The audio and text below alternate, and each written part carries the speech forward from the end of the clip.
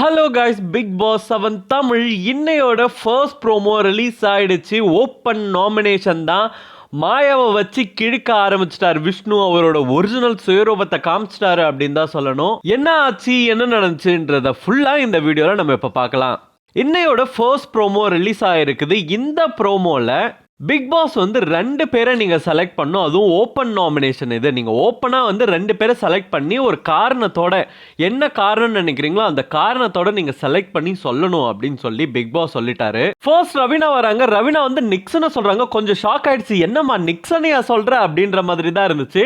ஏன்னா இப்பதான் அவங்க ரொம்ப க்ளோஸா பழகினாங்க. அவர் ரொம்ப நல்லவர்லாம் இப்பதான் தெரிஞ்சாங்க. அதுவும் இல்லாம அமெரிக்கா ஆன்டி வேற சொல்லிட்டு போயிட்டாங்க. சொல்லிட்டு போனதுல இருந்தே வந்து நிக்சன் கூட கொஞ்சம் க்ளோஸா தான் பழகிட்டு இருக்காங்க. ஆனா திடீர்னு நிக்சனுக்கு குத்துனது ஏன் அப்படின்றது எனக்கு தெரியவே இல்லை. அதுக்கப்புறம் தினேஷ் வராரு. தினேஷ் வந்து நிக்சனை சொல்றாரு. அதுக்கப்புறம் அர்ச்சனா வராங்க. அர்ச்சனா வந்து நிக்சனை தான் சொல்றாங்க. ஸோ உண்மையை சொல்ல போனா நிக்சன் வந்து இத்தனை நாள் இருக்கிறதே விஜய் டிவி புண்ணியத்தால தான் அவர் இருந்துட்டு இருக்காரு. 2 தடவை வெளியில போற மாதிரி நமக்கு தெரிஞ்சும் கூட அவரால் வெளியில போகவே இல்லை. ஸோ அந்த அளவுக்கு வந்து டிசர்விங்கான ஒரு பர்சனும் கிடையாதுன்னு தான் சொல்லணும். நிக்சன் ஒன்றும் அந்த அளவுக்கு அப்படியே ஒர்த்தால கேம் விளையாடல. ஸோ அதுக்கப்புறம் நிக்சன் வராரு. நிக்சன் வந்து என்ன சொல்றாரு அப்படின்னா, க்ளோஸ் நாமினேஷன்னா வேற மாதிரியும் ஓப்பன் நாமினேஷன்னா வேற மாதிரியும் நீங்க பண்றீங்க அப்படின்றாங்க. உடனே மாயா விசில் அடிக்கிறாங்க. இது எதுக்கு சொன்னாரு அப்படின்றது தெரியல. மேபி வந்து நீங்க வெளியில இருக்கிறதுனால உங்களுக்கு யார் யார் ஃபேவரட்ஸோ, ஐ மீன் இவங்கள வந்து நம்ம சொன்னால் நம்மளோட கேம் அஃபெக்ட் ஆகும் நீங்கள் யார் யாரை நினைக்கிறீங்களோ அவங்க பேரெல்லாம் சொல்லாமல் சேஃபாக யார் யார் பேரெல்லாம் சொல்லலாம் அப்படின்றதுனால என் பேரை சொல்கிறீங்களா அப்படின்ற மாதிரி தான் அவர் சொல்லுவாருன்னு நினைக்கிறேன். அடுத்தது மாயா அட்டாக் நடக்குது. மாயா அட்டாக் யார் ஃபர்ஸ்ட் பண்ணுறா அப்படின்னா, புதுசாக கட்சியில் சேர்ந்த ஆள் தான் வந்து ஃபர்ஸ்ட் அட்டாக்கே பண்ணுறாங்க. யாருன்னா ரவினா. ரவினா வந்து மாயாக்கா அப்படின்னு சொல்லி சிரிச்சுட்டே போகிறாங்க. ஏன்னா ரீசெண்டாக வந்து மாயாக்கா கூட சேர்ந்தது வந்து இவங்க தான். மாயா கூட உட்காந்து நிறைய விஷயங்கள் பேசிட்டு இருந்தாங்க, சிரிச்சிட்டு இருந்தாங்க. பட் மாயாவை ஏன் அட்டாக் பண்றாங்க அப்படின்றது தெரியல.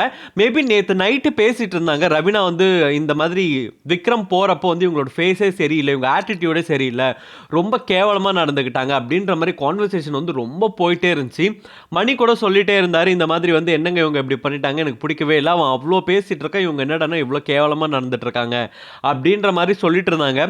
மேபி அதனால வந்து விக்ரம் போறப்ப கூட இவ்வளோ மோசமா ஒருத்தவங்க நடந்திருக்காங்களே, அவங்க இங்க இருக்கக்கூடாது அப்படின்ற ஒரு காரணத்தினா கூட ரவினா வந்து நாமினேட் பண்ணிருந்துக்கலாம். அடுத்தது விஷ்ணு பங்காளி பகையாளி அப்படின்னுவாங்க.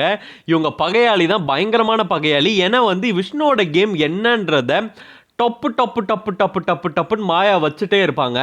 விஷ்ணுவை நிறைய எக்ஸ்போஸ் பண்ணது மாயா அப்படின்னு தான் சொல்லணும். இன்டைரக்டாலாம் இல்லை, பின்னாடி போயெல்லாம் அவங்க எக்ஸ்போஸ் பண்ணதே கிடையாது. டைரக்டாக மூஞ்சி மேலே அவங்க வந்து எக்ஸ்போஸ் பண்ணியிருக்காங்க.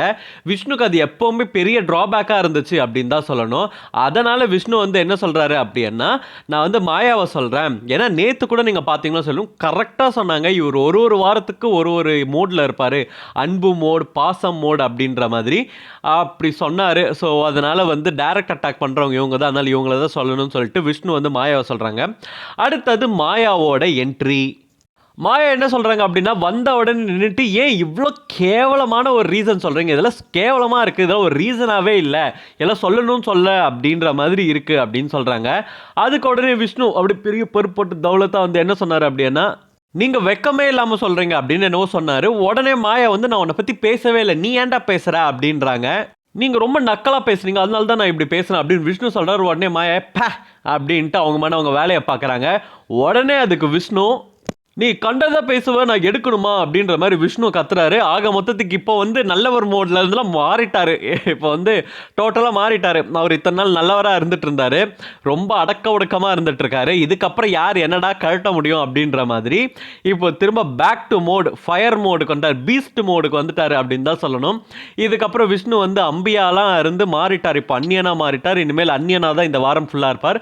நேற்றே மாறிட்டார் அந்நியனா. நேற்று சண்டே எபிசோட்லேயே அவர் மாறிட்டார். அந்நியனா மாறி அந்நியனா இப்ப விளையாடிட்டு இருக்காரு. யார் நாமினேஷன் லிஸ்ட்ல வராங்க அப்படின்றதுல நம்ம வெயிட் பண்ணி தான் பார்க்கணும். நீங்க என்ன நினைக்கிறீங்கன்றத கமெண்ட் பாக்ஸ்ல கமெண்ட் போடுங்க. இந்த மாதிரி பிக் பாஸ் அப்டேட் தெரிஞ்சுக்கணும்னா ஸ்கிரீன் டாக்கிஸ் சேனலுக்கு சப்ஸ்கிரைப் பண்ணுங்க.